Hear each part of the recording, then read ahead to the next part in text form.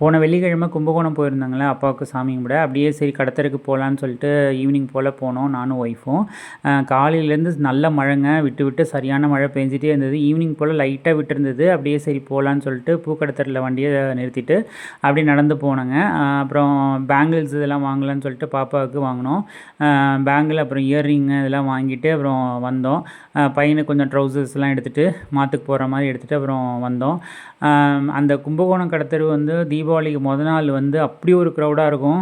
கால் வைக்கக்கூட இடம் இருக்காது, அப்படி இருக்கும். நல்லாயிருக்கும். அதெல்லாம் என்ஜாய் பண்ணி நாங்கள் வந்து சின்ன வயசில் ரொம்ப என்ஜாய் பண்ணியிருக்கிறோம். அங்கே இருந்த வரைக்குமே நான் என்ஜாய் பண்ணேன்.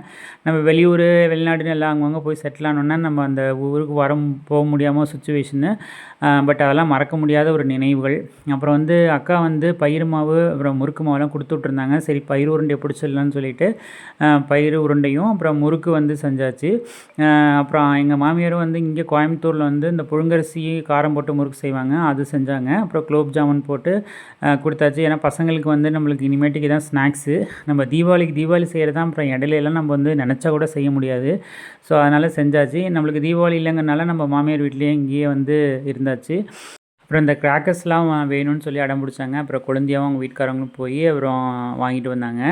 அந்த சரம் அப்புறம் நிறைய ஃபயர் ஒர்க்ஸ்லாம் வாங்கிட்டு வந்தாங்க. அதை தான் போட்டு வெடிச்சிட்டு கிடந்தாங்க பசங்க. ரொம்ப அவங்களுக்கு குழந்தைங்க தானே, என்ஜாய் பண்ணிவிட்டு ஜாலியாக இருந்தாங்க. அப்புறம் ஈவினிங் போல் வந்து வடை சுழியம் ரெடி பண்ணிடலான்னு சொல்லிட்டு ரெடி பண்ணி வச்சோம். ஏன்னா நம்ம வந்து டெல்டா பகுதியில் சுழியம் வடை இல்லாமல் வந்து அந்த ஃபெஸ்டிவலே போகாது. இங்கே கோயம்புத்தூரில் அதெல்லாம் செய்ய மாட்டாங்க. நம்மளை மாதிரி இலை போட்டு காலையில் சாமி கும்பிட்றது அதெல்லாம் கிடையாது. எப்போ எழுந்திருக்கிறாங்களோ எந்திரிச்சு சாமி கும்பிடுவாங்க, அவ்வளோதான். இந்த மாதிரி பலகாரம்லாம் செய்ய மாட்டாங்க. ஸோ நம்ம ஊரில் எப்படின்னா ட்ரெடிஷ்னலாக நான் இங்கே வந்ததுலேருந்து அதே மாதிரி வடை சுழியம் எல்லாமே செஞ்சு தான் நான் சாம்பிராணி போட்டு நான் சாமி கும்பிட்டு அது மாதிரி செய்வோம் தீபாவளியை.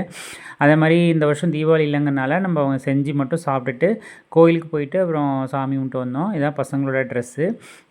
பார்த்துட்டு எப்படி இருக்குன்னு சொல்லுங்கள். உங்களுக்கு பிடிச்சதா லைக் பண்ணுங்கள், சப்ஸ்கிரைப் பண்ணுங்கள், கமெண்ட் பண்ணுங்கள். டாடா பாய். அனைவருக்கும் இனிய தீபாவளி நல்வாழ்த்துக்கள்.